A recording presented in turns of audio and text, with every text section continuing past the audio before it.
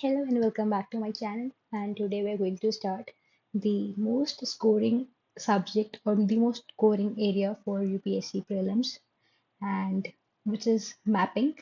Obviously, because we could see that from the past previous years and from the previous year questions analysis, we could see that the major chunk of these questions are related to mapping, be it from international regions or be it from India's political or physical situations. So, without any further ado, let's get started. We'll first go on with the mapping section for the continent Asia.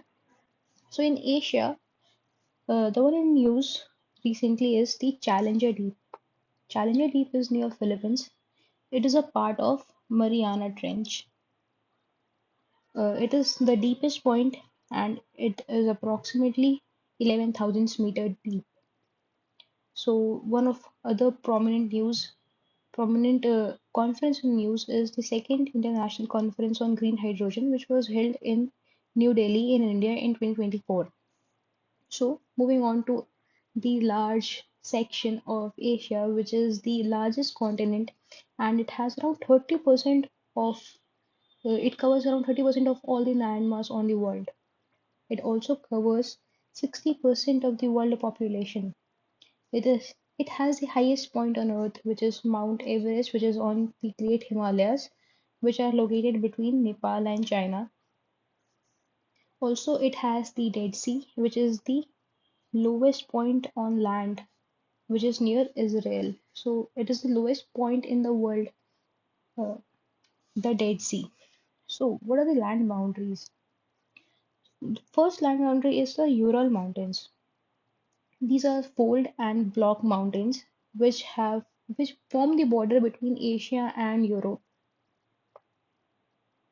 Ural River also forms border between Asia and Europe. So between Asia and Europe, there are two major landforms, which are the Ural Mountains and Ural River, which form the boundary between Asia and Europe.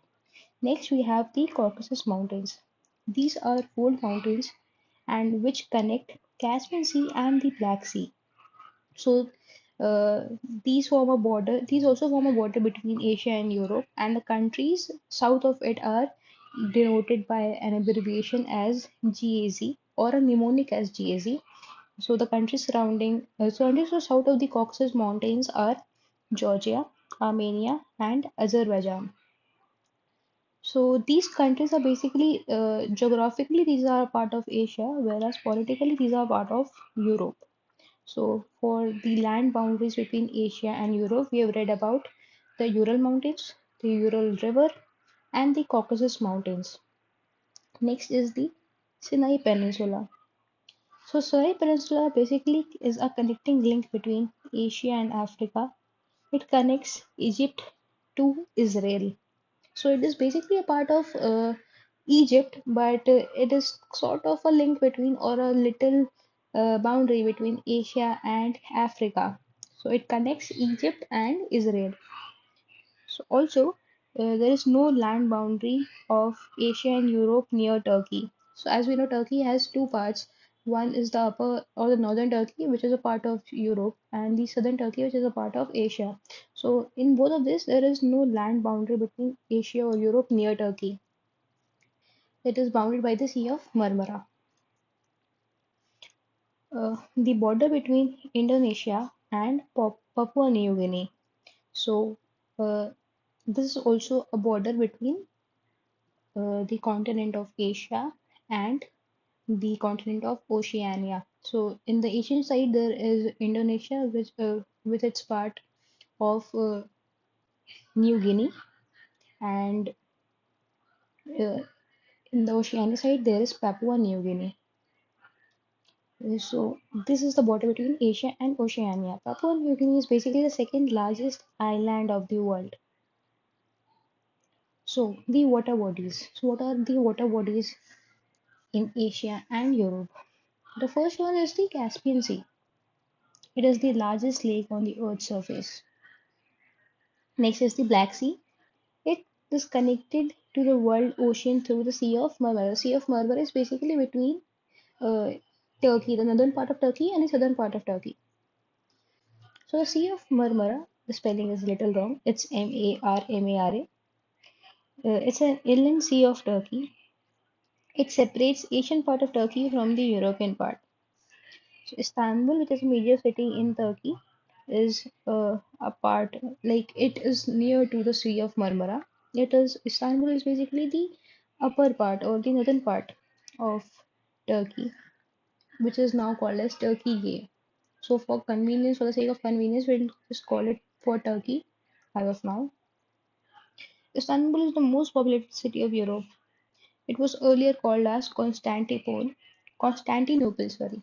It was earlier called as Constantinople, and the Silk Route also passed through this city. Next is the Aegean Sea. It is around Turkey and Greece. So the city of Athens is located near to the Aegean Sea. The next sea, which is of utmost importance, is the Mediterranean Sea.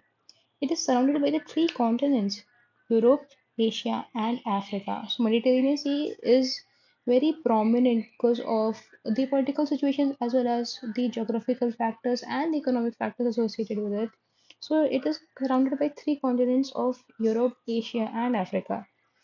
It has Mediterranean type of climate, which is wet winters and dry summers. So it has a tremendous and a very flourishing biodiversity as well.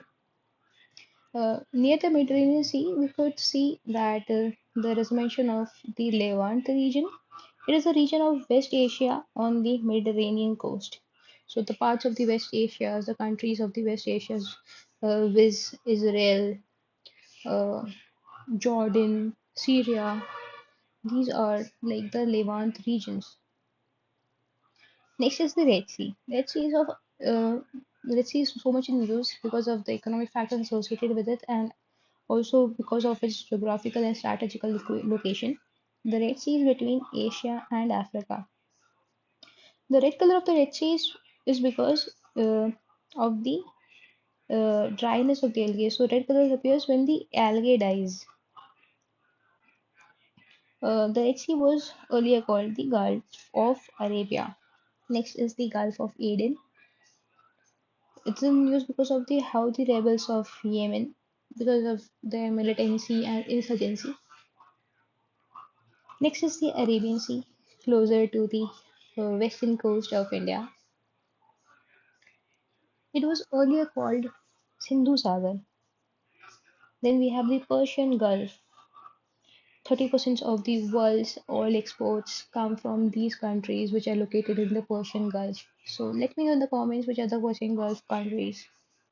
Anyways, moving on, there is Gulf of Oman and the Bay of Bengal to the eastern coast of India. It is the largest bay. Then we have the Andaman Sea near the Andaman and Nicobar Islands. It is to the east of Andaman. Then we have the Strait of Malacca. The Strait of Malacca is very strategic in its location because it separates Malaysia and Indonesia. It is the busiest trade route. It connects India to Pacific Ocean. Singapore, which is the busiest port country, lies over here, lies near to the Strait of Malacca. Then we have the Gulf of Thailand and the Isthmus of Kra. It is a small land strip between Andaman Sea and Malacca Strait. Then we have the strategically and politically important yet controversial the South China Sea. It has some island groups which are the Parcel Islands, the Spratly Islands, the Scarborough Shoal Islands. Then we have the East China Sea. East China Sea is between Japan and South Korea. East China Sea, we have a major island which is in news, which is the Senkaku Islands, which are also called the GIO, which is obviously claimed by China, and this is because it is in news. Uh, Next is the Yellow Sea. The color of the Yellow Sea is due to the wind-blown particles from the Gobi Desert. So these particles get accumulated over here and thus impart yellow color to the sea. Then we have the Sea of Japan or East Sea of South Korea. Then we have the Bering Sea. This connects Pacific to Arctic through the Bering Strait. This is basically between the Northern America and Asia. It forms border between Northern America and Asia. Then we have the Bering Strait. It separates USA and Asia. In the Bering Strait, there is an island which is in use, which is the Diomede Islands. International date lines passes between these islands. So there are two islands. It separates them into like the international date line separates the timing between them. So moving on, we have now reached to the parts of South Asia. So South Asia basically comprises of Afghanistan, Pakistan, India, Nepal, Bhutan, Bangladesh, Myanmar, Sri Lanka, Maldives. So over the western boundary of Afghanistan and Pakistan lies Iran. It is a part of Central Asia. Afghanistan is connected to the POK of India via the Wakhan corridor. So Afghanistan actually shares a land boundary with India, although it is now occupied by Pakistan, but it still is a part of India. Then we have China, which is on the northeastern frontier of India. We have Nepal over here near the Himalayas. Then we have Bangladesh, which was earlier East Pakistan, but now it's Bangladesh from 1971. Near Bangladesh, we could see Myanmar, and near to Sikkim, we have Bhutan. To the south, we have the island country of Sri Lanka and the Maldivian Islands or Maldives. So these are basically the South Asian countries. So let's study out the important political features or the political disturbances in each one of them and the places in use, obviously. So Bhutan, we have a 1947 friendship treaty with it. So it is a very friendly nation and a great friend of ours. In Myanmar, there is a free movement regime. So it is also called as the gateway to Southeast Asia. So free movement regime, I think there are some conditions through which the citizens of both the countries could pass through the border. But there lies some restrictions as well. So it is called a free movement regime. There are some checking of papers or some sort of restrictions, but overall it's a free movement. Then we have Bangladesh. It has the longest land border with India. We also had some boundary issues because of the erratic and irrational boundary line drawn by the British rulers. So we have now settled it with the boundary settlement and major acts in 2015. There's a controversial island in Bangladesh which is in news, which is the Saint Martin's Island. It is in news because USA wants to set up a military base over here. Then we have Sri Lanka. It is separated from India by the Park Strait. So it is separated from here, India from here. This is the Park Strait. And in Bangladesh, this is the location of the Saint Martin's Island. This is in news because the US Army actually wants to set up a naval base over here.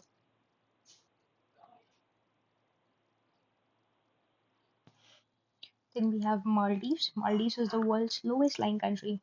In Bhutan, we have the highest civilian honor, which is called the Order of Druk Kyalpo. It was presented to PM Modi recently.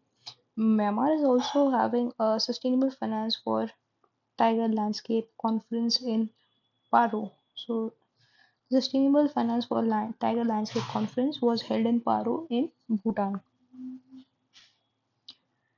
In New Delhi, the second international conference on green hydrogen, as we have read above. Then in Thimphu, the only capital city with no traffic lights, that is in Bhutan. Then we have Malé in Maldives. It is the world's most densely populated island capital. So, I'll see you guys in the next video where we discuss about the other regions of Asia, Southeast Asia, Central Asia, West Asia, and other news items related to it. Till then, see ya. Bye.